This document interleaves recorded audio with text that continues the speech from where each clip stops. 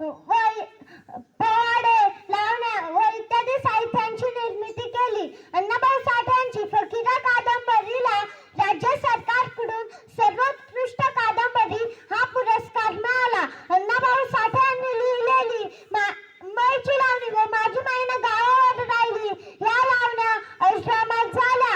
अण्णाभाऊ साठे यांनी आपल्या जीवनात 21 ग्रंथसंग्रह व 30 पेक्षा अधिक कादंबऱ्यांची निर्मिती केली.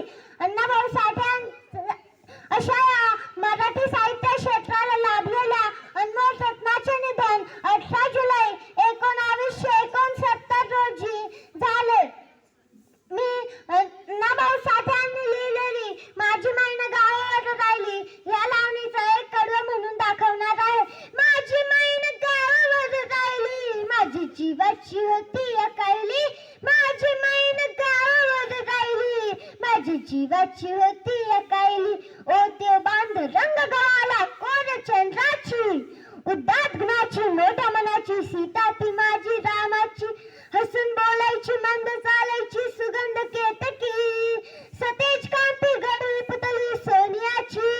नव्या नवतीची गाडी दवण्याची, रेखीव डोळ्या कमान जणू इंद्रधनुची. हिरकणी हिऱ्याची काठी अंड्याची, तशी ती माझी गरिबाची. मैना रत्नाची खान, मैना रत्नाची खान, माझी जीव की प्राण, नसे सुखाला वाण. तिच्या गुणाची चक्कर मी गायली, माझी जीवाची होती अकायली. माझी मैना गावावर राहिली, माझी जीवाची होती